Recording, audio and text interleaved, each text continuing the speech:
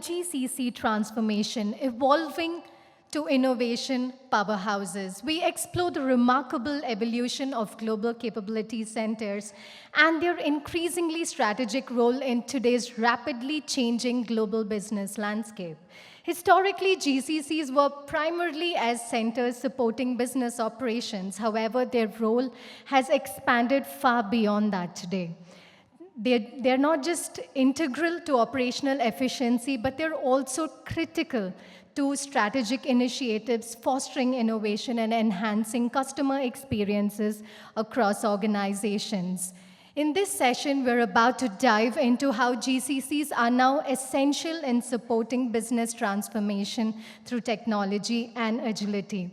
As they transition from operational hubs to strategic partners, GCCs are playing an increasingly pivotal role in shaping the future of their organizations. And today, we will also explore the challenges and opportunities that come with this transformation and how GCCs are navigating these changes to deliver sustainable growth and innovation.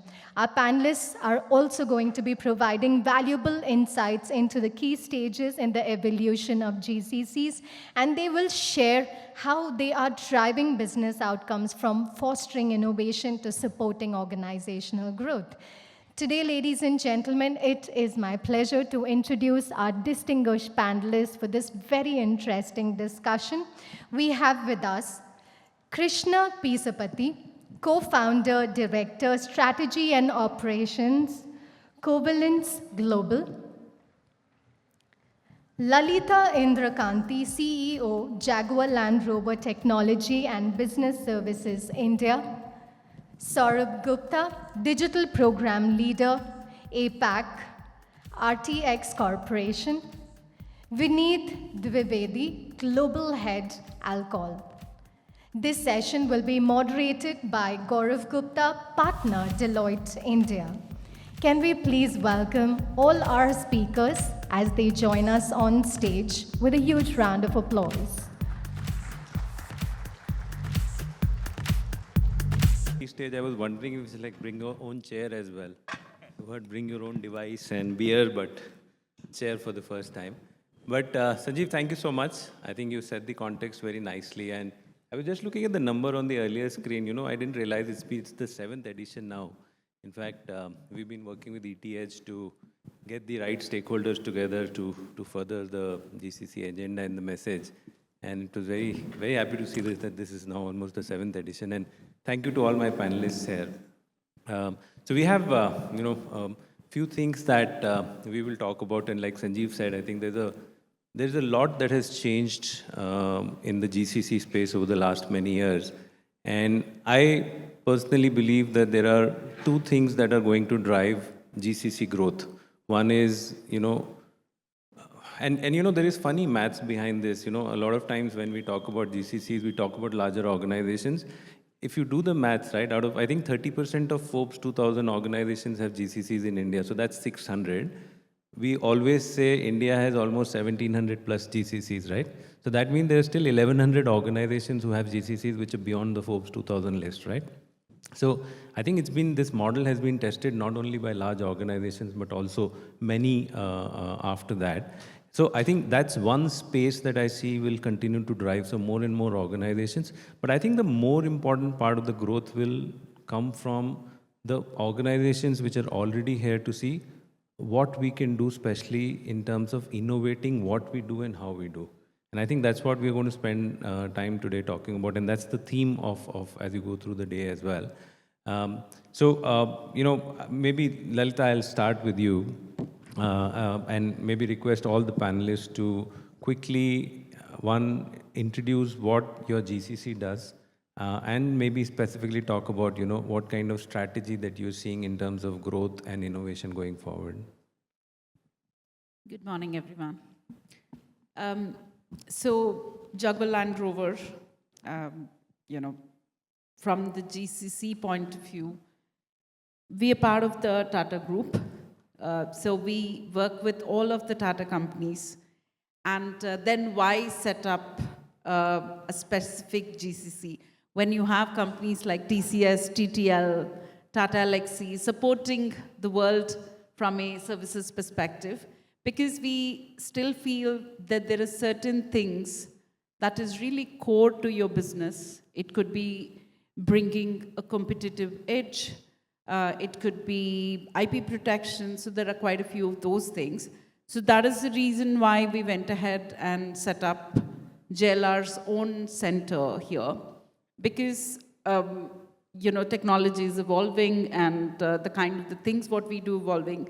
So from India, we support all our 4 brands, that is Jaguar, Discovery, Range Rover, and Defender. So the GCC is about, so we've been hiring people in India for almost a decade now. But the concentration and bringing it together and giving it an entity kind of a thing happened in the last 2.5 years. And so for us, every time people ask, how big is the GCC, I struggle to answer that. Because how big is not dependent on the number, but it is in terms of what kind of value do you bring to the table. And I sometimes tell people, I've handled 7,000 people centers, but the 1,000 people we have today is bring far more value than probably the 7,000 people, because the business model evolved. So we have at about close to 1,000 employees. Average age is 23 years. Okay, so if we do at about 1,000 interviews, we pick up 10 out of 1,000. So that's the kind of the quality focus that we have on the kind of the people that we hire. A 50% or 50 to 60% of our centers here in India is engineering, which is not just the IT part of it, it's not the software part of it, but it is the onboard power electronics, mechatronics, that kind of a thing. And the rest of the 40% is mostly on the business side of it. Again, it is not the process execution, but for example, as part of our procurement, global strategic sourcing and procurement, we export about 1,000 parts from the Indian ecosystem that gets into all of our cars. So it's been a 2.5 years, in the GCC kind of a format, kind of a journey. So the work is very, very value-driven, value amplification, rather than just operations. Gaurav? First of all, good morning and glad to be here. We are RTX, and just for everybody to understand, we are by far the largest aerospace and defense company in the world. And I'm very sure we're almost one of the largest in India already, with about 7,000 people. So what do? We operate with our 3 business units: Collins Aerospace, Pratt & Whitney, and Raytheon. You may have come across some of those brands much more than RTX. So yes, from a GCC perspective, it has been a very interesting journey that we had in RTX. And Sanjeev, thank you for enlightening us. We have been leveraging some of the tools. What we do is we support all our BUs in all 3 critical mission areas as we define it. We support in optimization across business services, which is financial and HR operations, shared services model. We do a lot of work in the second, which is digital, across various areas, leveraging AI, automation, cybersecurity. That's where I come into play. And of course, we are working on a lot of optimization on the real estate piece, driving transformation projects across the world. In addition to so many things that we talked about, including the global leaderships, a lot of our global roles are now sitting in India. One of the key things that we were early adopters, and that's where I want to spend a little bit of maybe a minute, is that we realized that while initially, at least about 4-5 years back, GCC was about doing everything in-house. It was all about selling the story, we will move work in-house, and hence there was a reluctance to engage the larger outside ecosystem. We are one of the first players to engage the startup ecosystem. Some of our best product and services are not developed by us, but are co-developed with some of the startup ecosystem from India. And that's where, the real innovation we were able to, engage and get. We use innovation lever or a digital lever or all those levers for both product and processes, for all efficiency and scale. More we cover while we speak, but that's where we are at this point in time, about 4 or 5 years into the operations, and a very strong team delivering high-value work from India. Over back to you, Gaurav. Thank you. Vineet? Yeah, good morning, everyone. This is Vineet Dwivedi, and looks like I'm the only one from the healthcare or a life sciences in the panel today. So that's even a unique opportunity for me to introduce Alcon. Alcon may not be as famous as JLR because we are behind the eyes. So we are an eye care company. Just to remind you, eye care, not eye wear. So eye care means anything which goes inside your eyes, be it a contact lens, intraocular lens, all the machinery which is required to make it happen, all the medical devices on the eye care side is something which we produce in Alcon. And Alcon is a global leader. So in case any of your parents or your elderly members have gone through a cataract or any LASIK or phaco, probability will be very high when a doctor says, do you need an imported lens? It might be Alcon lens. You may not know it, but if you go back and check your prescriptions, you may see Alcon mentioned. So we help people see brilliantly. That's the purpose of our organization.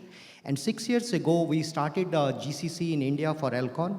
And I was the initial member to start it. And now over last 6 years, we have grown into the headquarters point of view, like around 2,400 people.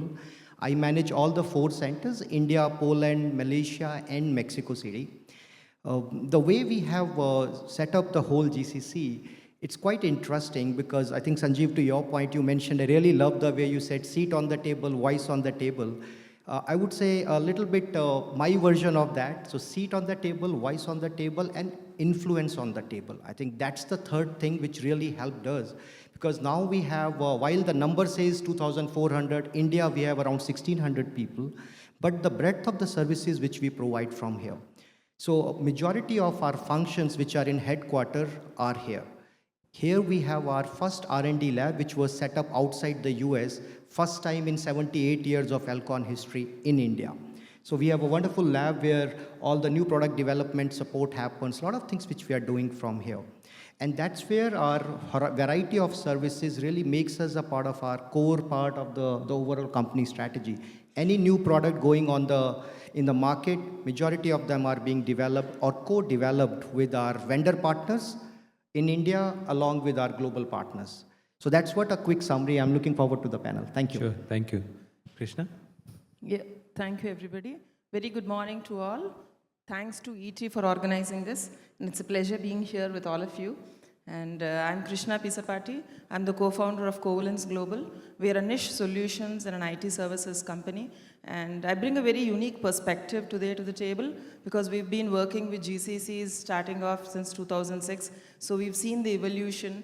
And I've been being in the front face, I see the ask from the customers, the heads, the leadership team of every GCC. The ask has totally changed from what we were since 2006 to what they are evolving today. So I bring a very unique perspective. And as the panel moves forward, I will be sharing those. And from Covalense Global, we are good at building platforms, portals. We bring unique solutions to the table. Today, during the period of COVID, we've built one of the largest welfare programs in the world, which is being used by 85 other countries as of now. We have operations in more than 20 geographies and working with large GCCs, and looking forward for more growth and support from all of you. Thank you. Sure, thank you.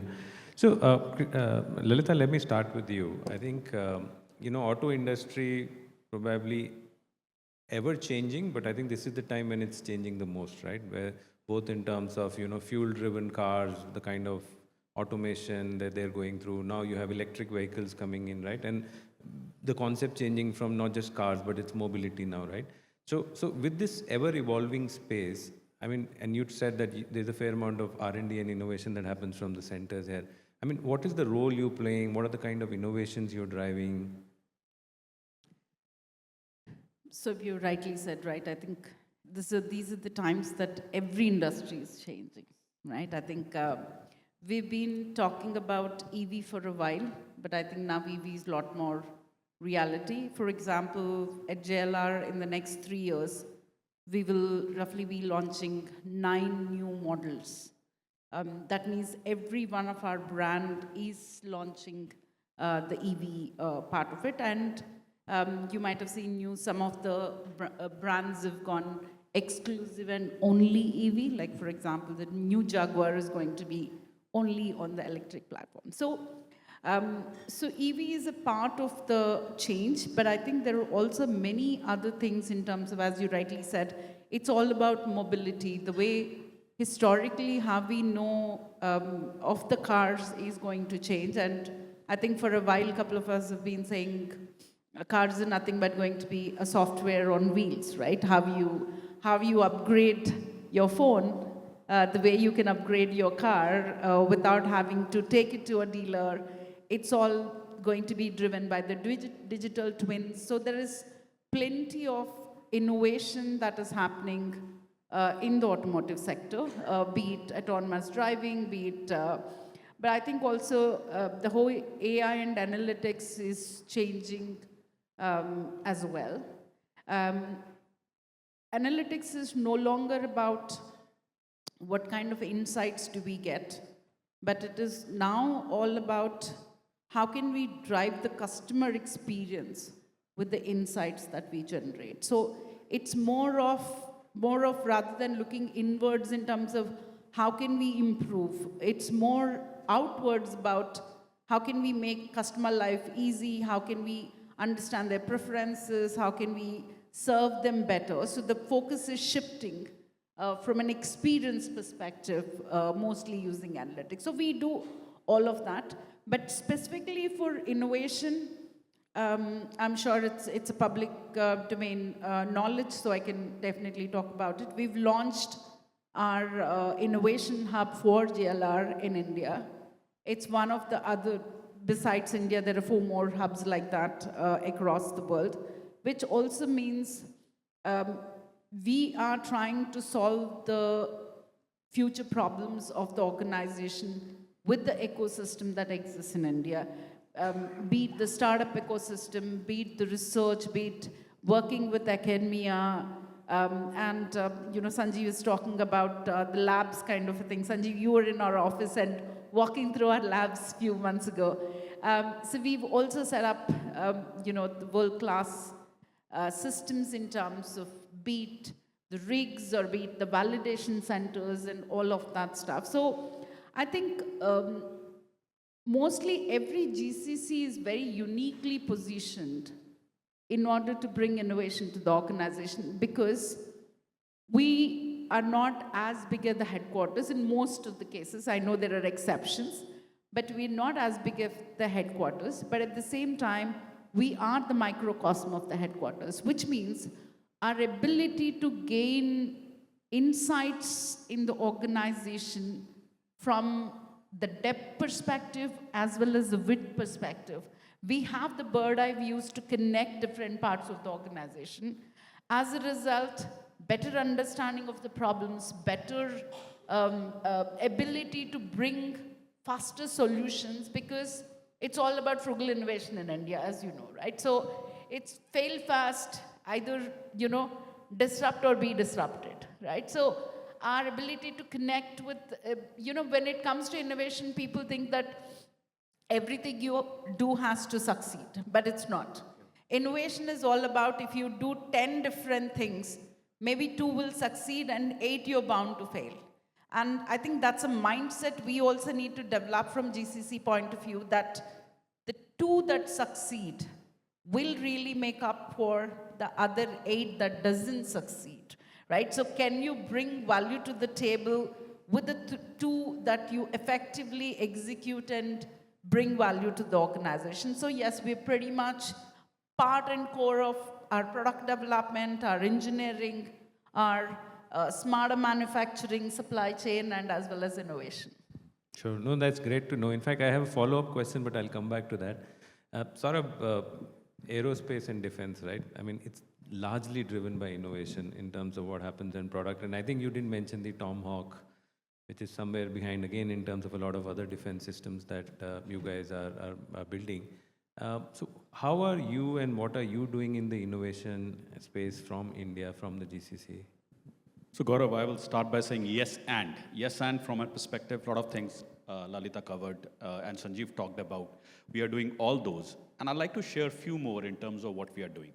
First of all, we are trying to use innovation, technology, automation, AI, whatever you may call it. We are using it across the breadth of process and products. How can we make our processes more efficient? And how can we make product that leverage that and can build that? The second part, which is a very important part, is that when we talked about our global strategy, in the 4 levers, 2 levers were global centers, and the second was the technology lever of automation and AI. So it's very much incorporated at a strategy level that we have to do. But how do you actually bring it to the ground? So a couple of things that we are doing is that one we are inculcating the culture of innovation, and we are doing it slightly differently. Where India has taken a lead for the global, and what we do, for example, we do these innovation weeks. Very interesting concept that I'd like to share with all the GCC friends here. We call up the experts on the day one, people like Gauravs of the world, who will come and talk about what are the best ways to implement innovation and leverage innovation in GCC. On a second day, we will get a customer, maybe a government leader or a actual customer who comes and talks about what do they need. On a third day, we get 5 or 6 startups on that particular topic. They come and pitch in a Shark Tank manner and talk about how they look at innovation. On the 4th day, which is Thursday by then, people go back and start thinking. And on a Friday, we do a hackathon where we create use cases which are relevant for our organization. So that's one example how we are leveraging innovation. Second example is that we are very, very clear, as I said, that innovation then may not always happen internally. We have some of the brightest mind doing some amazing work. We have some cutting edge labs. We just inaugurated a lab last month in Covalense Aerospace, which is one of the largest labs that we have outside US. So while we have all those things, we also acknowledge that there is a lot of innovation that we can tap upon from the ecosystem that has been created. And for that, we also work with a lot of startups and accelerators, incubators within and that's another piece that we leverage. Let me make it real by giving you an example. One of our business unit, which is Pratt & Whitney, is into engines, and their business is primarily leasing engines. They make engines and they lease it to airlines and they send it across. We worked on a use case where that when an engine goes out for leasing and when it comes back, can we use technology to make that process faster so that we can simply make the leasing process more efficient? We ran a context, we leveraged, looked at various startups and developed finally a use case. We went to all the stages of Agile, developed a prototype, we started with POC, prototype and things like that. And we are proud to share we developed a solution with a startup in India, whereby simply using your iPhone, you can take a picture of an aircraft engine and you can tell what are the parts that are missing with 95% accuracy. Guys, these are above 210, 215 parts.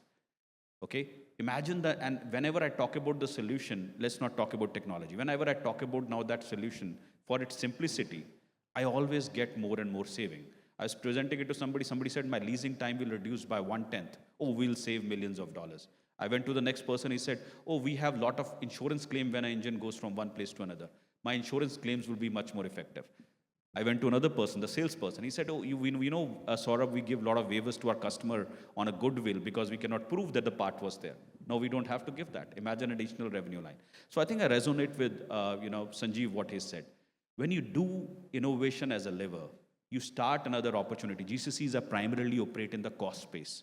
What we have been able to do and what we plan to do, we are not there, but what we plan to do, we are also creating the next potential revenue line for a large company.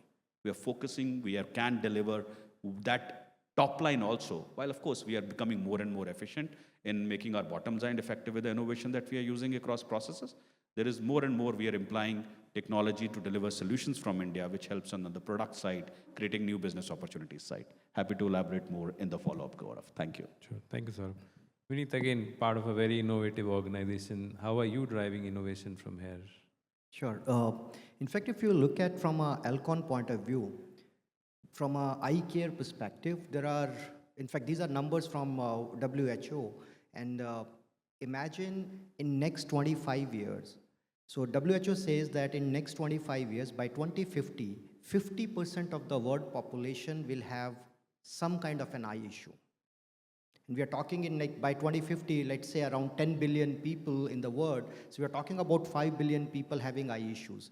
are we equipped as a global community to take care of those eyes? There are so many unmet needs. So our innovation in Alcon is driven by that. How do we really take care of the unmet needs?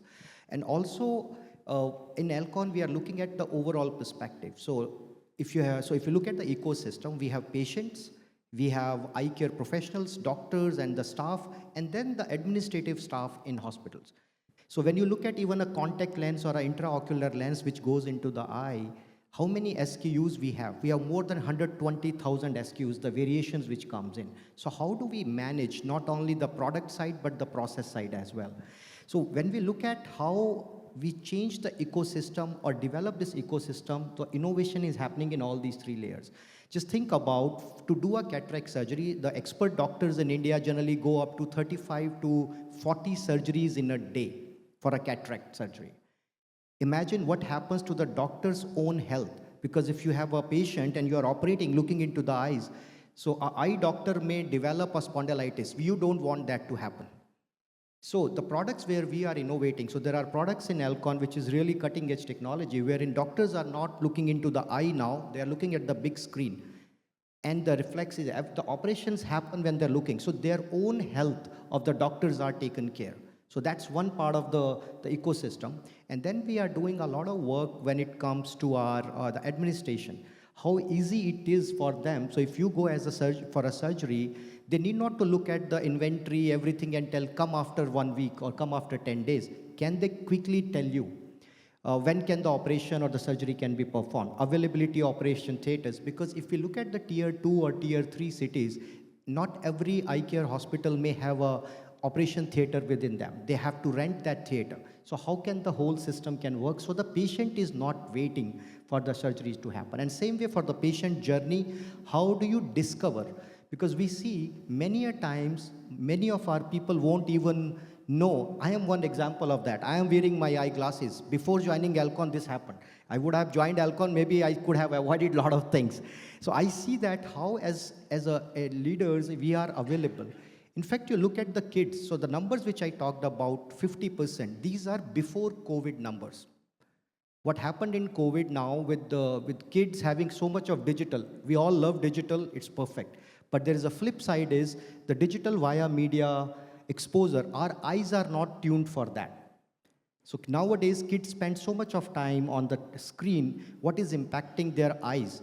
So myopia is something growing so significantly in the kids. So how we can really avoid even to get that stage? That's something which is published information, that if a kid plays out for 45 minutes to 1 hour, that can delay or avoid myopia for them. So I think that's one part, how GCC as we are helping on that. So all the product and platforms which are being developed, I talked about R&D lab which we have on the digital side. So there are products which we have in Alcon like Smart Counselor, Smart Cataract. All those platform development, testing, verification, validation are happening from our GCC centers. We are also bringing new products on the digital side which are connecting the whole ecosystem. Many of those product owners, platform owners are based in our GCC.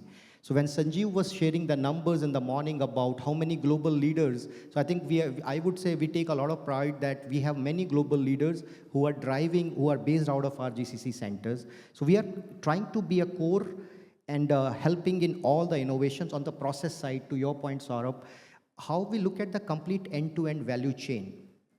So whether it is quote to cash, hire to retire, or create to make. So all those process transformation, our teams in GCC are integrated part of it. It's not only seen as a offshoring location. There are program managers who are here. Yeah. Sure. I can tell you one thing. I think one message everyone here is taking back to their kids: go outside, play in the ground, right? So 45 minutes at least. Krishna, coming to you, while this is the GCC side of the story. Now you've been working as a service provider, and you talked about CoWin portal, but I mean even outside of that. So what are you seeing in terms of some of the innovations that GCCs are working on, or you're helping with? Yeah. Thank you.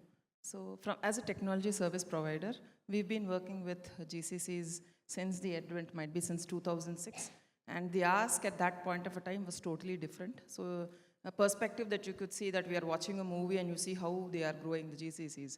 So I will beautifully try to narrate it. So the initial story was the end part of a value chain where there were largely as development centers, working on a cost operating mechanism.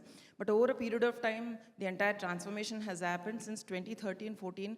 We've also heard from the existing GCCs here that there are alternate markets which are coming up apart from India itself. So there were markets which were coming up in other countries. So that was a kind of a competition which we thought. But post-COVID and during COVID, I think the GCCs within India have transformed themselves largely into great transformational hubs itself. In one of my meetings last, when I was in NTLF in Mumbai in Grand Hyatt, I was meeting one of the CEOs. He said, Krishna, surprisingly, we are moving from the GCC to a transformation hub itself. So they are seeing a new ask. A lot of leadership role is coming to India. A shift is happening. It is going to be much tougher also for the leadership teams here because they need to drive new revenue channels and also work on the innovation part of it. And the ask for us, what we have seen is they are no more a service model or an operating mechanism. They are largely moving into 3 different areas which we are seeing in the ask. One is they're moving from a digital maturity to a data maturity. Completely, they are owning their own valuable data, bringing in their own data lakes and data architectures. So they're moving from a digital maturity to a data maturity. That's a visible thing that we are seeing as a technology service provider. So there are 3 different areas in which we see the innovations coming up. One is the entire data and analytics space. They are seeing huge analysis that is coming around in forecasting the next revenue models, or what would be the growth patterns, what could be the, the forecasting for the next couple of quarters, and the second is the revenue. What sort of revenue, new revenue channels can the Indian GCCs drive for the markets across the globe? So that's the second thing. And the third thing is the customer journey. How will we contribute to the customer journey? So we are seeing requirements in these 3 specific spaces where the leadership team is largely focusing. And the third part, when I say customer journey, they want the Indian GCCs to own it completely and also take it to the next level. So we as a technology service provider, for us, we see a lot of opportunity if we contribute in these 3 areas. One is data analytics, the second is bringing in the new revenue channels, the third is the customer journey. How will we help in the customer experience enhancement? Sure. Thank you. Sure, thank you. So I think great examples across the board, and for I think some of you have been there, but for others, we do as Deloitte have a Deloitte Center for Innovation and Technology here in Bangalore. Prestige Trade Towers. If you guys are interested, we can set you up, and I'm sure some of you guys would be happy to host as well in case somebody wants to look and understand what kind of innovation and labs are there. But I'm sure this journey was not easy, right? I mean, it's easy to say that we are doing this, but I mean, getting that trust from global organization, building the capability. So if you can just quickly go around, and maybe Lalitha, I'll start with you again. I mean, how did this journey happen and what kind of issues did you face? The initial setup is easy, right? Because most of the times, the initial setup happens of course, for us to understand why the journey and what the journey is, I think it is the why the GCC is a very big question to answer, because unless you have the why clear, you will not be able to deliver the kind of a thing. So initial, when we talk about GCCs, it's been more than 2 decades of evolution. I think as long as it is probably low-end transactional, labor arbitrage kind of a thing, it is probably sometimes easy because that's the time the organization has a very clear, tangible financial goals because of which the centers are set up. I'm not saying that's easy. There also you get resistance. But I think as you move up the value chain, it all depends on organizational maturity in terms of adaptation. Okay. It is the most amount of resistance you would get at N-2 levels. Because more often than not, at least the 50 to 70% of the board, you will have the buy-in because either they've seen it or they've seen it work. They're clear about what kind of benefits, a center which is a little remotely located from them would bring. But I think the biggest barriers there is to let go for the middle management, right? And letting go in terms of control, in terms of proximity more often than not, in terms of somebody else is doing a better job than what historically they've been doing. So there are various challenges that come along the way. So if you, for the audience to take back in terms of, I think, one of the way to win that conflicts is to make it a joint responsibility. Co-creation of what kind of value that needs to come out of GCCs and making it a core KPI for the business leaders in the parent company is going to be a very important aspect of it.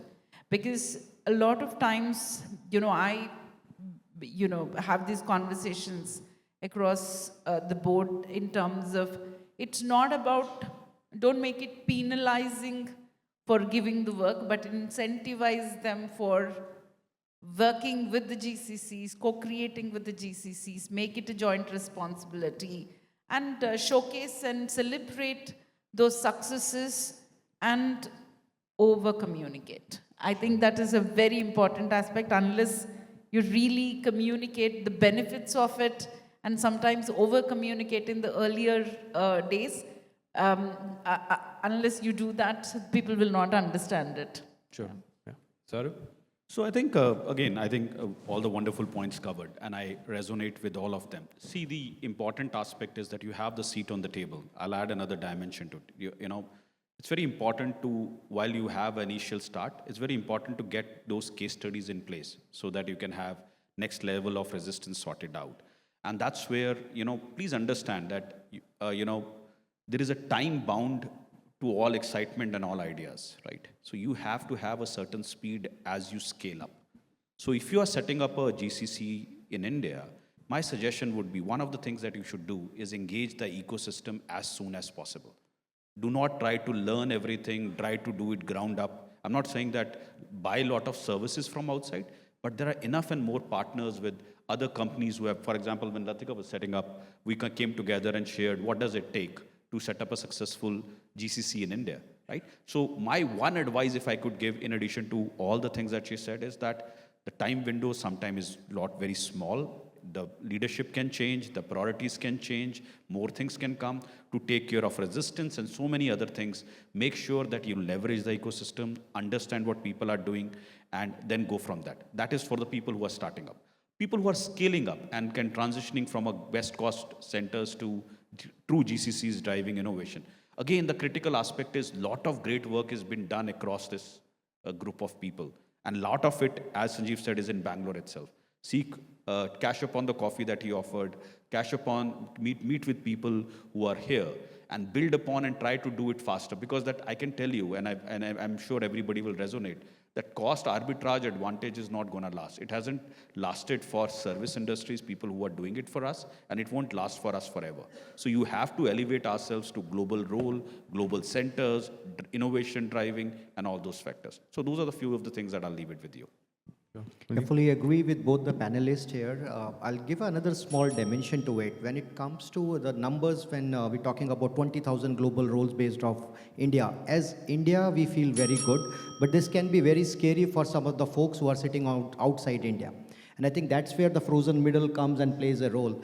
So a small dimension to add on will be, especially in the GCCs, whether you are starting up or mature, the change is very fast, the change of stakeholders, because the relationship which you build, by the time you are able to mature and take more, the leaders have gone into some other role.